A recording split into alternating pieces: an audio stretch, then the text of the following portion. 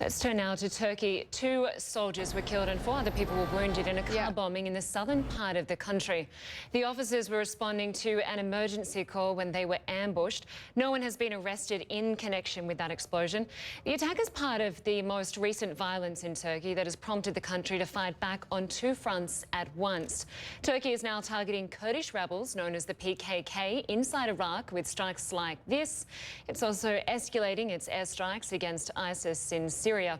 Kurdish protesters in northern Iraq have been protesting the airstrikes on the PKK. The Kurdish news agency reports the PKK has called off a ceasefire with Turkey that had been in place since 2013. The United States, which just made an anti-ISIS agreement with Turkey, says Turkey has the right to take action against terrorist targets. For more on this, let's cross now to Turkey's largest city, Istanbul, and our Arwa Damon is standing by. Arwa, Turkey is ramping up the fight against ISIS and the Kurdish people. Do we know yet who is responsible for this latest attack? No, there has been no claim of responsibility as of yet, but the attack did take place in Turkey's Kurdish heartland, and the way that it was carried out, that is very much the type of tactic in the past used by the PKK prior to that ceasefire, where this unit was ambushed as they were responding to a call about a burning vehicle ambushed by a roadside bomb. And it comes just 24 hours after the PKK declared that tenuous ceasefire with Turkey dead. That attack raising concerns that there could be more retaliatory violence and strikes that do take place, as it seems that Turkey, when it comes to both the PKK and ISIS, is taking a much more aggressive stance, going after, to many people's surprise, it must be said, those PKK camps in northern Iraq, something they have not done since 2011, all the while also opening up a much more active front when it comes to the fight against ISIS, launching airstrikes against ISIS targets in Syria.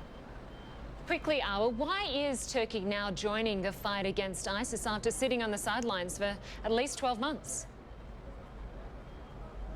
Well, a lot of different factors seem to have come together to create conditions whereby which Turkey, it would appear, can no longer avoid not taking an active role when it comes to the fight against ISIS. You have mounting pressure from the United States and other coalition partners. The U.S. for quite some time now had been pressuring Turkey to be more involved, pressuring Turkey to allow access to the Incirlik air base, something that the two countries have finally managed to agree on. Turkey also coming under a lot of domestic pressure when it comes to its various different constituencies that do exist here. The government coming under severe criticism for the way that it has handled internally the threat posed by ISIS. And then, of course, you have the attack that took place in the southern town of Suruç that happened on Monday when a suicide bomber killed at least 32 people. There is no way to try to protect itself from the violence spilling over from the border in Syria, other than taking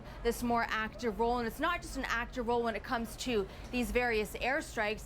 Turkey, in the last few days since it launched this major anti-terrorism operation, has also detained 600 individuals it says are linked to, have ties with, or are members of various different terrorist organizations.